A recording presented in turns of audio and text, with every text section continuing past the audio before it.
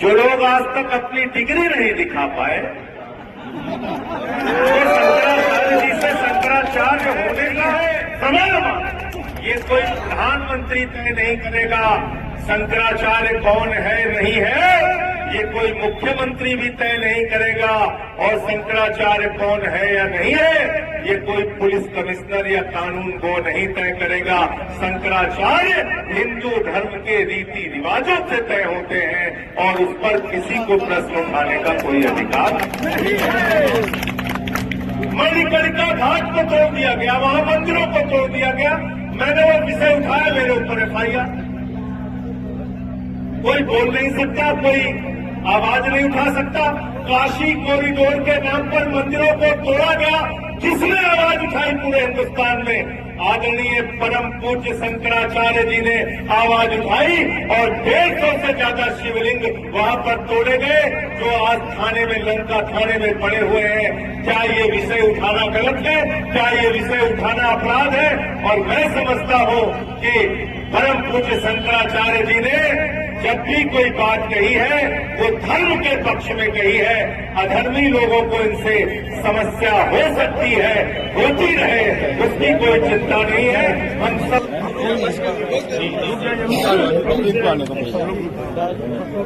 बस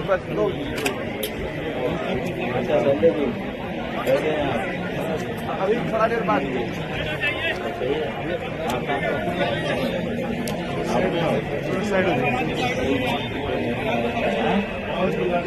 हमारे पूरे मतलब पिछले 20 साल से हम लोगों के साथ हैं। अब देखिए क्या हो रहा है, अपने आप को राजनीति कहने वाले लोग किस तरह से धर्म के ऊपर धंधा चला रहे हैं।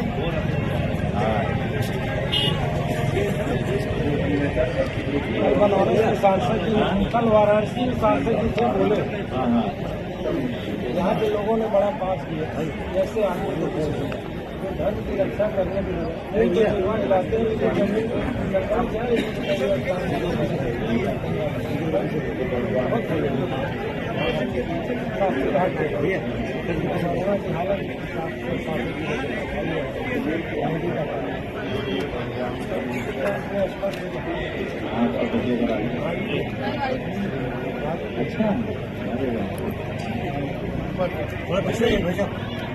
अच्छा क्या नाम है आपका?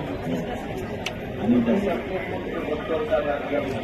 भैया ने शादी में केस आपने तो प्रयाग में पढ़ाई की है कि अर्जुन सर करेंगे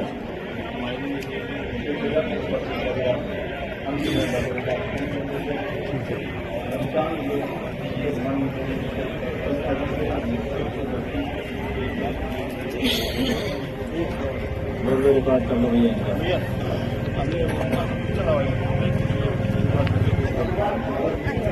परम पूज्य शंकराचार्य जगत गुरु स्वामी और मुक्तेश्वरानंद जी के चरणों में मेरा प्रणाम। बहुत ही दुर्भाग्यपूर्ण घटना हुई जिसका उदाहरण कभी न पहले मिला, न मुझे लगता है आगे कभी मिलेगा। कि शिष्यों को, शंकराचार्य जी के शिष्यों को चोटी पकड़ के घसीट घसीट के मारना, शंकराचार्य जी को स्नान से वंचित करना, मैं समझता हूं ये घोर अपराध और पाप उत्तर प्रदेश की सरकार ने किया है। और उससे भी ज्यादा अपमानजनक बात यह है कि शंकराचार्य जी से शंकराचार्य होने का प्रमाण मांगा जाता है। जो लोग आज तक अपनी डिग्री नहीं दिखा पाए, वो शंकराचार्य जी से शंकराचार्य होने का प्रमाण मांगा। ये कैसा अधर्म है? शंकराचार्य कौन है नहीं है, ये कोई प्रधानमंत्री तय नहीं करेगा शंकराचार्य कौन है नहीं है ये कोई मुख्यमंत्री भी तय नहीं करेगा, और शंकराचार्य कौन है या नहीं है ये कोई पुलिस कमिश्नर या कानून वो नहीं तय करेगा। शंकराचार्य हिंदू धर्म के रीति रिवाजों से तय होते हैं और उस पर किसी को प्रश्न उठाने का कोई अधिकार नहीं है। मैं शंकराचार्य जी के साथ उस वक्त भी था जब गंगा के निर्मल और अविरल होने का आंदोलन इन्होंने चलाया था वाराणसी में। उस वक्त मैं आपके आंदोलन में शामिल हुआ। उसके बाद स्वामी जी ने गो हत्या के खिलाफ अभियान चलाया। सरकार की गलत नीतियों का विरोध करते हैं। सरकार में कौन है इसकी परवाह नहीं करते, चाहे वो भाजपा हो, सपा हो, कांग्रेस हो, आम आदमी पार्टी हो, किसी भी पार्टी का अगर धार्मिक रीति रिवाजों के खिलाफ कोई काम हो रहा है उसका विरोध शंकराचार्य जी करते। बड़े अफसोस की बात है कि आज मैं देख रहा हूं कुछ चैनलों पर चर्चा होती है इस दल के समर्थन में उस दल के समर्थन में नहीं। जो सत्य की बात है, जो सही बात है, उसकी चर्चा उसकी बात शंकराचार्य जी करते हैं।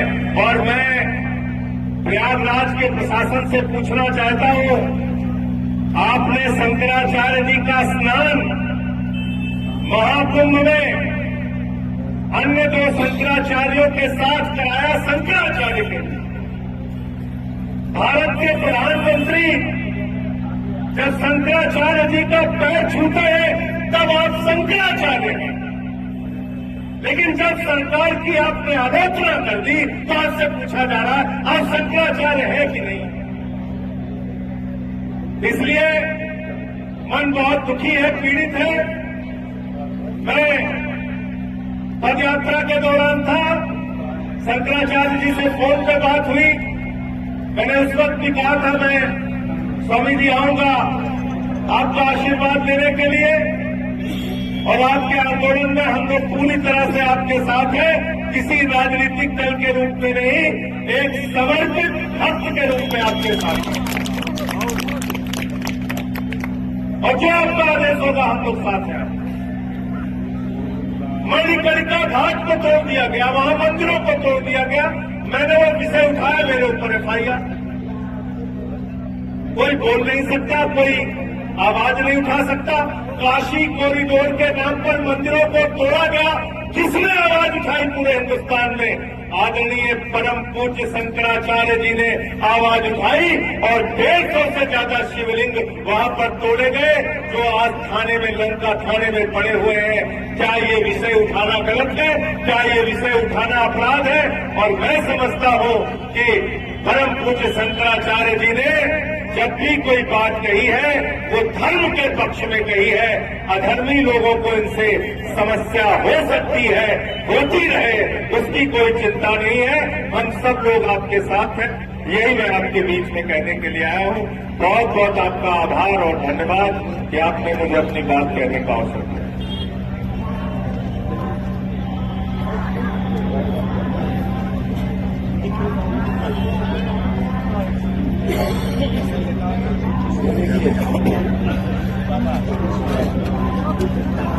इनको भी मारना है, बताइए।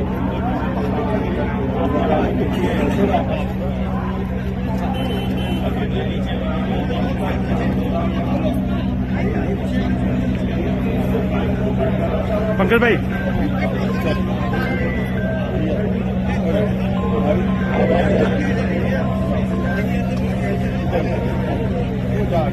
Thank you.